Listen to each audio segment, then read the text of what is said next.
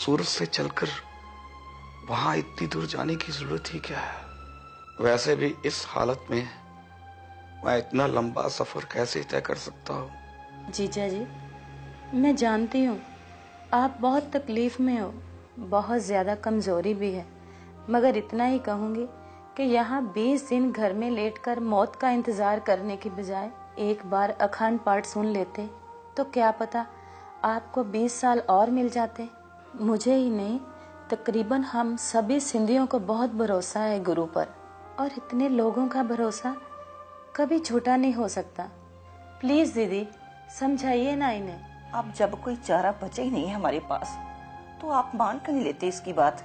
आपको ना सही मगर हम सभी को तो बहुत भरोसा है वाहिगुरु पर। अगर तुम दोनों को ऐसे लगता है तो भाई तैयारी कर लो चलने की। अगर अखंड पाठ के बाद भी मैं बच नहीं पाया तो कम से कम किसी को कोई दुविधा या पछतावा तो नहीं रह जाएगा।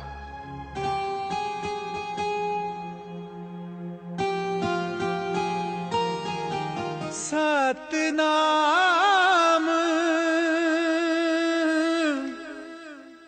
वाहे गुरु। ये जो अकाल तख्त है, इसके पास जो 2 निशान साहिब हैं, वहाँ पर मेरा अखंड पाठ इमरजेंसी बेसिस पर रखा गया।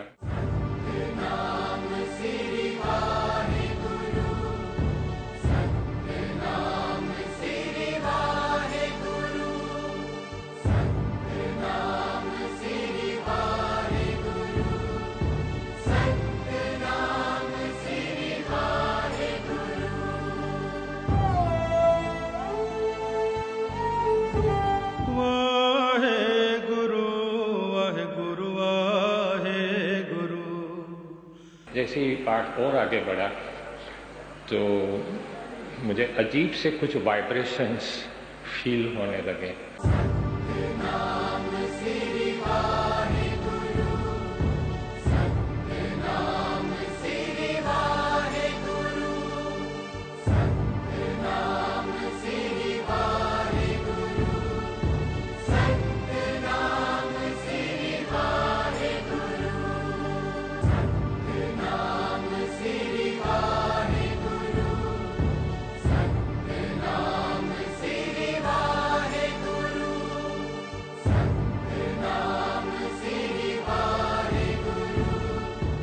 सतनाम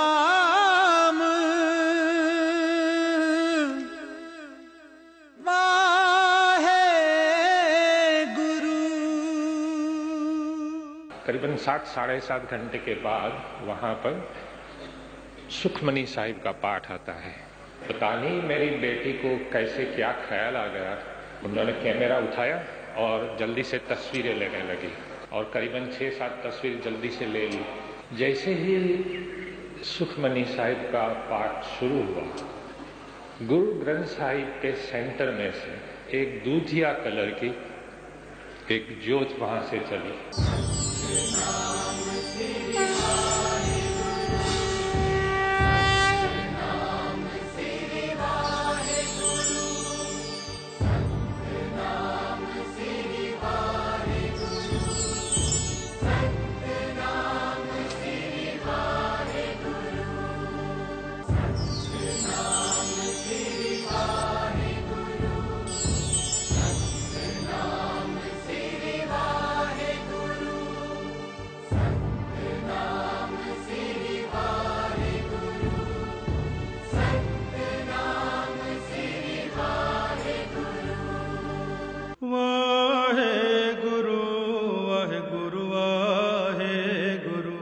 मैं जो बता रहा हूँ वो सारी तस्वीर में भी है, नेगेटिव्स में भी है। बहुत ही ठंड वो उसका स्पर्श था। मुझे ऐसा महसूस हुआ कि मैंने रेफ्रिजरेटर में हाथ डालकर कहीं आइसक्रीम या बर्फ निकाला हो। जैसे ही वो आगे बढ़ती गई, ये कान उस वक्त खुल गए। आज भी वो खुला है। और यहाँ पर जो ट्यूमर मुझे कैंसर का परेशान करता, जिसकी वजह से मुझे बहुत ही सरदर्द रहता था, जिसको माइग्रेन हेडेक कहते हैं। उस दिन से ये मेरा सरदर्द खत्म हो गया।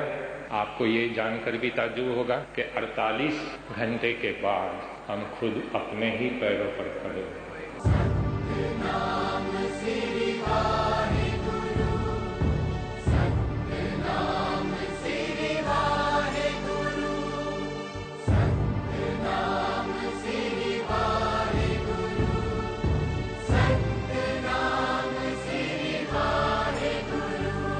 वाहेगुरु ने आप पर कृपा कर दी। मैं मान गया हूं कि वाहिगुरु है, ईश्वर है। हे वाहिगुरु, मुझे माफ कर देना।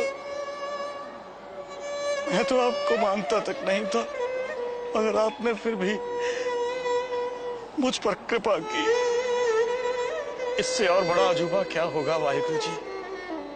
इतने सालों के इलाज से हड्डी के कैंसर में रत्ती भर भी फर्क नहीं पड़ा था। आपके नाम से पल में ही ठीक हो गया लगता है।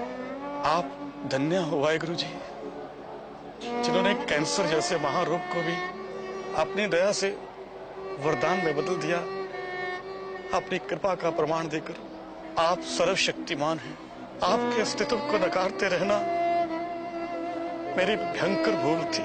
हे प्रभु, मुझे माफ कर दो। वाहिगुरु, मुझे माफ कर दो।